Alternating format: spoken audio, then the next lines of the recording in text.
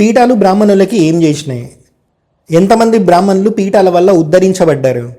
బ్రాహ్మణులు ఏ సంప్రదాయాన్ని అయితే రిప్రజెంట్ చేస్తారో ఆ సంప్రదాయానికి సంబంధించిన పీఠాధిపతుల వల్ల, ఆ పీఠాల వల్ల వీళ్ళ జీవితం ఏం మారింది? పీఠాలు ఎట్లాగో మిగతా 3 వర్ణాల వాళ్ళకి యాక్సిస్లో ఉండవు. క్షత్రియ, వైశ్య, శూద్ర. అట్లీస్ట్ బ్రాహ్మణులకి మిగతా 3 వర్ణాల వాళ్ళతో కంపేర్ చేస్తే యాక్సిస్ ఎక్కువ ఉంటుంది కాబట్టి వాళ్ళే ఆలోచించుకోవాలి వాళ్ళు ఎంత ఉద్ధరించబడ్డారు అనేది. సంప్రదాయంలో వచ్చిన పీఠాలు, దానికి సంబంధించిన పీఠాధిపతులని గౌరవించడంలో, పూజించడంలో తప్పే లేదు. కానీ ఈ మాట నేను ఎందుకు చెప్తున్నానంటే, బయట మనం చూస్తే free temples from the government అని చెప్పి ఒకటి బాగా ట్రెండింగ్లో ఉంటుంది. ఎప్పుడు free temples from the government అంటారు, ఎండోమెంట్ డిపార్ట్మెంట్ కింద నుంచి టెంపుల్స్ ఫ్రీ అయిపోవాలి అంటారు. కానీ ఫ్రీ చేసినాక ఆ వ్యవస్థని మొత్తం మెయింటైన్ చేసేటోడు ఎవడు? ఎట్లా మెయింటైన్ చేయాలి? ఆ మందిరాలన్నీ ఎండోమెంట్ నుంచి ఫ్రీ చేశాక ఎవరి ఆధీనంలో ఉండాలి? ఎవడు దీని గురించి మాట్లాడరు, ఎందుకంటే ఎవరికేం తెలియదు కాబట్టి. Free temples from the government అని ప్రతోడు మాట్లాడతారు తప్ప, టెంపుల్స్ని గవర్నమెంట్ నుంచి ఫ్రీ చేశాక ఆ టెంపుల్స్ అన్నీ పీఠాల ఆధీనంలో ఉండాలి, ఆ సంప్రదాయానికి సంబంధించిన పీఠాల కింద ఉండాలి. సో దట్ అక్కడ ఒక అర్చక వ్యవస్థ ఒక పద్ధతిలో నడుస్తే దీని గురించి ఎవడు మాట్లాడాడు. పీఠాలు కూడా మాట్లాడవు దీని గురించి. మరి మెయింటైన్ చేయలేమనుకుంటారో మరి ఏమనుకుంటారో తెలియదు. పీఠాలు స్థాపించిందే నిత్యం ధర్మం అనుష్ఠానంలో ఉండడానికి, ధర్మాన్ని స్ప్రెడ్ చేయడానికి. మరి వాళ్ళు కదా మాట్లాడాలి. ఈ మాట ఎందుకు చెప్తున్నానంటే, పాండవులకి శ్రీకృష్ణుడు చెప్తారంట. పాండవులు అడిగినప్పుడు కలియుగం ఎలా ఉండబోతుంది అని అంటే శ్రీకృష్ణుడు చెప్తారంట, కలియుగంలో గుడికి ఒక ధర్మాధికారి అవ్వాలి అని అంటే ఎవరి దగ్గర డబ్బులు ఉంటే వాడే ధర్మాధికారి, అంతే తప్ప ఒక గుడికి ధర్మాధికారి అవ్వాలి అని అంటే ఆ గుడిలో ఏ దేవతామూర్తి ఉంటుందో ఆ దేవతామూర్తికి ఎలాంటి పద్ధతిలో ఆరాధన చేయాలి, అభిషేకం చేయాలి, నైవేద్యం పెట్టాలి, ఇట్లాంటి వాళ్ళకి తెలవదు. సో గుడి వ్యవస్థ కూడా ఖరాబ్ అయిపోతుంది కలియుగంలో అని చాలా క్లియర్గా సింపుల్ వర్డ్స్లో చెప్పిర్రు. మరి ఇప్పుడు అదే కదా జరుగుతుంది. మరి ఈ విషయము పీఠాధిపతులకి, పీఠాలకి తెలవదా? మరి free temples from the government అని అంటున్నప్పుడు పీఠాల కింద టెంపుల్స్ని పెట్టాలని పీఠాధిపతులు కూడా వచ్చి మాట్లాడాలి కదా. మరి ధర్మస్థాపన చేయడానికి పీఠాలు ఉన్నప్పుడు ఇక్కడ పీఠాల కింద ఎందుకు ఉండాలి అని అంటే, మీరు చూస్తే గవర్నమెంట్ కూడా ఇంత ఇన్కమ్ సోర్స్ వస్తుంది ఆ టెంపుల్ నుంచి అన్నప్పుడే అది ఎండోమెంట్ కింద తీసుకుంటాయి చాలా మటుకు. అట్లా ఇన్కమ్ సోర్స్ లేని టెంపుల్స్ని గవర్నమెంట్ ఎంత మెయింటైన్ చేస్తుంది? 1000-2000 సంవత్సరాల క్రితం టెంపుల్స్ కూడా రాజుల కాలంలో కట్టినవి ఇప్పుడు శిథిలావస్థలో ఉన్నాయి. శివలింగాలు ఉంటాయి, విగ్రహాలు ఉంటాయి, కానీ దాన్ని ఉద్ధరించడానికి డబ్బులు ఉండవు. అట్లీస్ట్ దీపారాధన చేయడానికి, దీపం వెలిగించడానికి, నూనె కొనడానికి కూడా డబ్బులు ఉండవు. అలా ఎన్నో టెంపుల్స్ పోయినాయి. ముస్లిమ్స్ కూలగొట్టిన ఇప్పుడు మరి ఆ రాజులు లేరు కదా. మరి ఇప్పుడు ఆ టెంపుల్స్ని ఉద్ధరించడానికి మళ్ళీ దానికి పునర్వైభవం తీసుకొని వస్తే మళ్ళీ అదే ఇన్కమ్ జనరేట్ చేస్తుంది కదా. అట్లా ధర్మస్థాపన జరుగుతుంది కదా. గవర్నమెంట్ పట్టించుకోదు. ఆ మందిరాల గురించి, ఆ టెంపుల్స్ గురించి, శిథిలావస్థలో ఉన్న వాటి గురించి పీఠాలకి తెలియదా అని అంటే పీఠాలకు కూడా తెలుస్తాయి. కానీ ఉపాధి కోల్పోయిన బ్రాహ్మణులు, అసలు జీవితమే గడపడానికి కష్టపడే బ్రాహ్మణులు ఎంతోమంది ఉన్నారు. ఏ సంప్రదాయంలో అయితే పీఠాలు రిప్రజెంట్ చేస్తున్నాయో ఆ సంప్రదాయంలో సంబంధించిన బ్రాహ్మణులకి ఆ టెంపుల్ బాధ్యత అప్పచెప్పి వాళ్ళకు ఒక జీవనాధారం చూపించవచ్చు కదా. ఎంతమంది బ్రాహ్మణులు శిథిలావస్థలో ఉన్న టెంపుల్స్లో మళ్ళీ ఉపాధి పొంది దానికి పునర్వైభవం తీసుకొని వస్తున్నారు. అట్లాంటి వైభవం కోల్పోయిన టెంపుల్స్ పీఠాల కింద ఎన్నున్నాయి మీరే లెక్కేసుకోండి. బ్రాహ్మణులకి ఇట్లా ఉపాధి లేకపోవడం వల్లనే కదా వాళ్ళ వర్ణానికి సంబంధించిన పనులు వదిలిపెట్టి వేరే పనులు చేసుకుంటారు. ఇప్పుడు రైతు తన కొడుకు రైతు అవ్వద్దని అనుకుంటాడు, ఎందుకంటే అతను ఆ కష్టాలు చూసింది కాబట్టి. అట్లనే అర్చక వ్యవస్థ కూడా తయారయ్యింది. ఎంతమంది బ్రాహ్మణులు వాళ్ళు వేదం నేర్చుకున్నాక వాళ్ళ కొడుకు కూడా వేదం నేర్చుకోవాలి అని చెప్పి ఎంతమందిని పంపిస్తారు వేద పాఠశాలకి? మీరే చూసుకోండి అది. సో స్థితి ఇట్లుంది. ఇది కాదా ధర్మగ్లాని? ఏ రోజైతే మన కులవృత్తి మనం వదిలేస్తామో ఆ రోజే కదా ధర్మానికి గ్లాని. అది మరి ప్రతి వర్ణంలో స్టార్ట్ అయ్యింది. దేనివల్ల? ఉపాధి ఇచ్చే స్థితిలో ఉన్నా సరే ఉపాధి ఇవ్వకుండా ఉండడం వల్ల. ఒకప్పుడు అగ్రహారాలు ఉంటుండే, ఇప్పుడు అగ్రహారాలు లేవు. అప్పుడెప్పుడో పీఠాలు పెట్టిరు. అప్పుడు పాపులేషన్ తక్కువ కాబట్టి కొన్ని పీఠాలు పెడితే సరిపోతుందని చెప్పి కొన్ని మాత్రమే పెట్టిరు. దాని తర్వాత వచ్చిన పీఠాధిపతులు మళ్ళీ ఇప్పుడు పాపులేషన్ పెరుగుతుంది కాబట్టి, సనాతన ధర్మం మీద అటాక్ కూడా అట్లనే జరుగుతుంది కాబట్టి, ధర్మస్థాపన చేయడానికి అనుసంధానమైన పీఠాలు డిస్టిక్ ఒకటైనా పెట్టొచ్చు కదా. ఆ డిస్టిక్కి సంబంధించిన అర్చక వ్యవస్థలో ఎవడైనా తప్పు చేస్తే ఆ డిస్టిక్లో ఉన్న పీఠానికి తీసుకెళ్ళి అక్కడ సాల్వ్ చేసుకోవచ్చు కదా. మీరు చూస్తే బ్రాహ్మణులకి 5,000 6,000 కన్నా జీతం ఎక్కువ ఇయ్యరు. ఈ జీతం ఇచ్చినాక పళ్ళెంలో ఏదైతే పడుతుందో దక్షిణ రూపంలో దాంతోనే వాళ్ళు జీవితం సాగించుకోవాలి. ఎంత వస్తాయి పళ్ళెంలో? ఇంకొక 5-6 వేలు వస్తాయి అనుకుంటే మహా అంటే.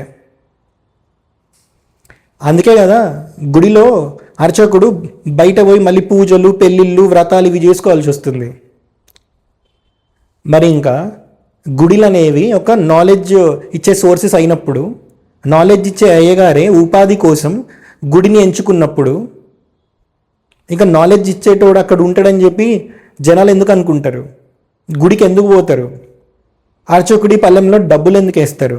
మిగతా వర్ణాల వాళ్ళకి వేదం నేర్పిస్తారా అని అంటే లేదు. అలా ఫ్యామిలీ ఒప్పుకొని వాడు వేదం నేర్చుకోవడానికి 12-15 సంవత్సరాలు స్పెండ్ చేయడానికి వేద పాఠశాలలో రెడీగా ఉన్నా సరే వాడికి వేదం నేర్పియరు. వేదం నేర్చుకోవాల్సిన బ్రాహ్మణుడు, వేదం నేర్చుకోవడానికి అర్హత కలిగిన బ్రాహ్మణుడు దాన్ని వదిలిపెట్టేస్తున్నాడు. మరి ఇది కాదా ధర్మగ్లాని? వేరే యుగాలలో ఇతర వర్ణాల వాళ్ళకి వేదం నేర్పించినట్టు చరిత్రనే లేదా? బొచ్చడి చరిత్ర ఉంది కదా. బెస్ట్ ఎగ్జాంపుల్ చెప్పాలి అని అంటే సత్యగామ జాబాల. మరి ఆయన పుట్టికేందో ఆయనకు తెలియదు. మరి గౌతమ మహర్షి శిష్యుడు అయ్యాడు కదా. మరి కలియుగంలో ఈ ధర్మం ఎందుకు వర్తిస్తలేదు? బ్రాహ్మణులకి ఉపాధి కోల్పోతుంది కాబట్టి. మరి వేదం నేర్చుకునే అర్హత కలిగిన బ్రాహ్మణుడు కూడా వేదం నేర్చుకోకుండా దాన్ని వదిలిపెట్టి ఇంకొక పని చేసుకుంటున్నప్పుడు మరి అర్చక వ్యవస్థని ఉద్ధరించేటోడేవాడు? దానికి తోడు సమన్వయ సరస్వతి అయిన సామవేదం గారికి ఇట్లాంటివన్నీ మాట్లాడుతూ ఉంటారు అన్నట్టు. ఆకర్షణగా కనబడితే విశ్వనాథ్ వారు ఒక మాట అంటారు, 1000 పడగలు కొత్తలో గాడిద పిల్ల కూడా కోమలముగా నుండును అన్నాడు. ఇక్కడ ఏం చేస్తాం? అది కొత్తలో అలా ముద్దుగా వస్తాయి, ప్రతి క్యూట్ అంటూ ఉంటాం కదా మనం. కనుక కొత్తవన్నీ అలా కనిపించదు, కానీ కొంపలు ముంచితే తెలుసుకోండి ఇక్కడ. కనుక దేనికైనా సనాతనమే ప్రమాణము, అది తెలుసుకోవాల్సింది. ఇవాళ మన ఆవేశాలు మన పరిమితి చూపులతో నిర్ణయించాలి. ఋషులు చూపు అంతములు, వాటిని చెయ్యగలిగినంత చెయ్యండి. చెయ్యలేని వాటికి అయ్యో చేయలేకపోతున్నామని నమస్కారం చేస్తే చాలు ఇక్కడ. అందుకే అంతేగాని చేస్తున్న వాళ్ళని అవమానించకండి. ఈ 3 కోణాలు గుర్తుపెట్టుకుంటే చాలు ఇక్కడ. అందుకే అర్చకత్వానికి పరంపర ఉంటుంది, తెలుసుకోండి ఇక్కడ. పరంపరాగతంగా ఉంటుంది. అంటే వాళ్ళ దగ్గర నేర్చుకుని వీడు చేయడమే కాదు, వాళ్ళు చేసిన తపస్సు వాళ్ళ శరీరగతమై ఉంటుంది. వాళ్ళ ఆహారాలు, వాళ్ళ నియమాలు, వాళ్ళ గృహ విధానం, ఇంట్లో నడిచే పద్ధతి, ఇన్ని తేడాలు ఉంటాయండి. ఇది తెలియక సనాతన ధర్మం కొంతమంది చేతిలో ఉంది కనుక అలా కాకుండా విస్తారం చేయండి. అందరికీ అర్చకత్వం ఇచ్చేయాలి, లేకపోతే మతాలు మారిపోతారు అంటున్నారు. అసలు నిన్న మొన్నటి వరకు మతం మారకుండా ఉన్నటువంటి క్షత్రియ, వైశ్య, శూద్రాది వాళ్ళందరూ కూడా అర్చకులు అయ్యారండి. అర్చకులుగా ఉన్నారా? అయినా వాళ్ళు మతంలో ఉన్నారా? లేదు కదా. కానీ మతంలో ఉంచాలంటే అర్చకుల్ని చేయక్కర్లేదు. పైగా సనాతన ధర్మం లక్ష్యం అర్చకుడు కావడం కాదు, భక్తుడు కావడం, యోగి కావడం, ముక్తుడు కావడం.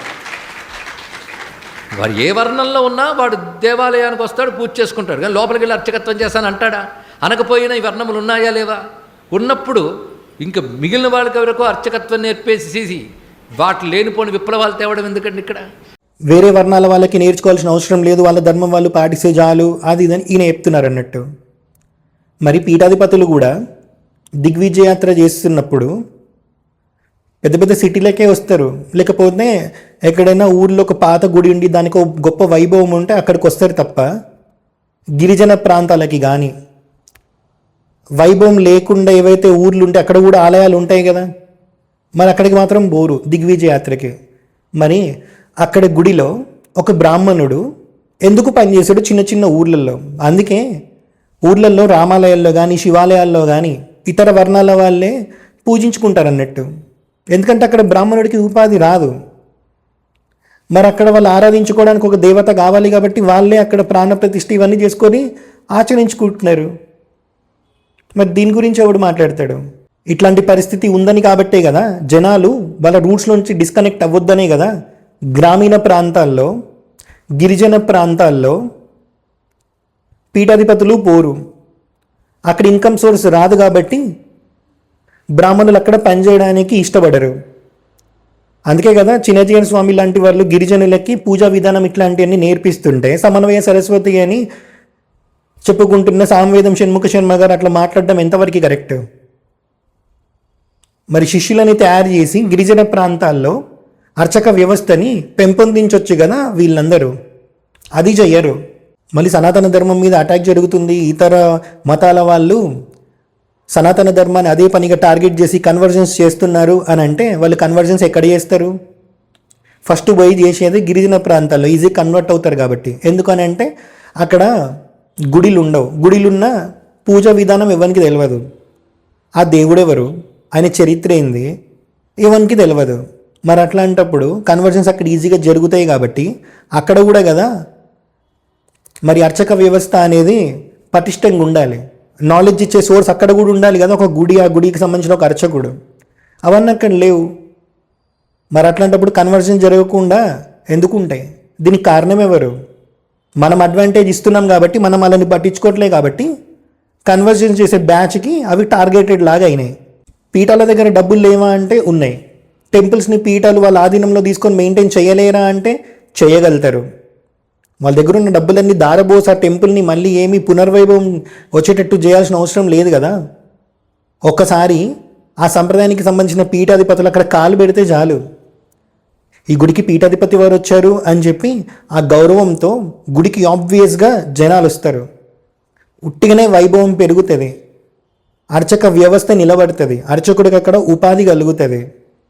అప్పుడు దానిలో నుంచి వచ్చే ఇన్కమ్ సోర్స్ ఏదైతే ఉంటుందో మళ్ళీ అది పీఠంకే వస్తుంది కదా.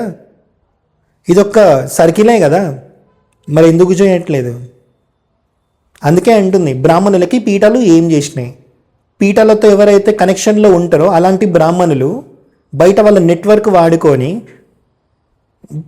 మంచి మంచి పూజలు ఇట్లాంటివన్నీ చేస్తున్నారు. పీఠాలతో సంబంధం ఉన్న బ్రాహ్మణులు రిచ్గా అయ్యారు తప్ప ఆ సంప్రదాయంలో ఎవరైతే బ్రాహ్మణులు వచ్చారో వాళ్ళకి పీఠాలకి అంతే యాక్సెస్ ఉంటుంది కదా. మరి అదే సంప్రదాయంలో ఉన్న బ్రాహ్మణులు పీఠాలతో అంటే కనెక్షన్ లేకుండా ఉన్న బ్రాహ్మణులు ఎంత వైభవంతో ఉన్నారు. జీతాలు 5,000 6,000 ఇస్తున్నారు, గట్టిగా తిప్పి కొడితే 15,000 వాళ్ళకి నెలకు వస్తలేవు. మరి జీవితం ఎట్లా గడుపుతారు? మరి అందుకే కదా బ్రాహ్మణులకు ఎవరన్నా అర్చక వ్యవస్థలో ఉన్న బ్రాహ్మణులకు ఎవరన్నా పిల్లనియాలంటే కూడా ఆలోచిస్తుండు, ఆడ ఏం సంపాదిస్తుండ అని చెప్పి. మరి అట్లాంటప్పుడు జనాలు గుడికి ఎందుకు పోతారు? ఇంతకుముందు 15-20 years బ్యాక్, ఎందుకో 10 years బ్యాక్ కూడా ప్రతిరోజు గుడికి పోయేటోళ్ళు. దాని తర్వాత వారానికి ఒక దేవతను పెట్టుకొని ఆ గుడికి పోవడం స్టార్ట్ చేసారు. దాని తర్వాత నెలకు ఒక రోజు, దాని తర్వాత పండగకు ఒక రోజు, దాని తర్వాత సంవత్సరానికి ఒక రోజు, దట్టు బర్త్డే రోజు పోతాడు అన్నట్టు, దానికి ఏం కావద్దని చెప్పి. ఇట్లుంది వ్యవస్థ. మరి నాలెడ్జ్ ఇచ్చే ప్లేసెస్లో అర్చక వ్యవస్థ సరిగ్గా లేనప్పుడు, అర్చకుడికి అక్కడ ఉపాధి రానప్పుడు అర్చకుడు అక్కడ ఎందుకు ఉంటాడు? జనాలకి నాలెడ్జ్ ఎట్లు ఇస్తాడు? జనం అక్కడికి పోయి ఇంకేం నేర్చుకుంటారు? నాలెడ్జ్ ఇచ్చే ప్లేసెస్ కాస్త జస్ట్ ఉపాధి కోసం వాడుకునే ప్లేసెస్ లాగా తయారైనాయి. జనాలు ఇప్పుడు ఎట్లా పోతున్నారంటే పోతారు గుడికి, తీర్థం ఎట్లా తీసుకోవాలో తెలియదు. ఫస్ట్ ధ్వజస్తంభంని చూడాలా, లేకపోతే డైరెక్ట్ లోపల ఉన్న దేవతామూర్తిని చూడాలా, లేకపోతే అంతకన్నా ముందు వాహనాన్ని చూడాలా, ఏది తెలియదు. ప్రదక్షిణ ఎందుకు చేయాలో తెలియదు, ప్రదక్షిణ ఎట్లా చేయాలో తెలియదు, ప్రదక్షిణ ఎన్ని ప్రదక్షిణలు చేయాలో ఏ గుడికి పోతే తెలియదు. ఆఖరికి తీర్థం తీసుకున్నాక శటకోపం పెట్టించుకోవాలా ఇది కూడా తెలియదు. సరే అని చెప్పి అర్చకుడు అక్కడ చెప్పడానికి ట్రై చేస్తే వచ్చినోడికి ఈగో. మరి ఇట్లుంటే బ్రాహ్మణులకి ఎంత రెస్పెక్ట్ ఇస్తున్నారు? గుడికి పోతే తెలుస్తుంది. పోతా కాబట్టి అక్కడ నేను చూస్తా జనాలు ఎంత గొప్పగా బ్రతుకుతున్నారు, గుడి వ్యవస్థ మీద వాళ్ళకి ఎంత గౌరవం ఉంది అని చెప్పి. అందుకే చేస్తున్నా ఈ వీడియో. శూద్రులకి, వైశ్యులకి, క్షత్రియులకి అంత యాక్సిస్లో ఉండవు పీఠాలు, కానీ బ్రాహ్మణులకి యాక్సిస్లో ఉన్నప్పుడు ఎంతమంది బ్రాహ్మణులు ఉద్ధరించబడ్డారు ఇంకా మీరే ఆలోచించుకోండి. హర హరం మహాదేవ.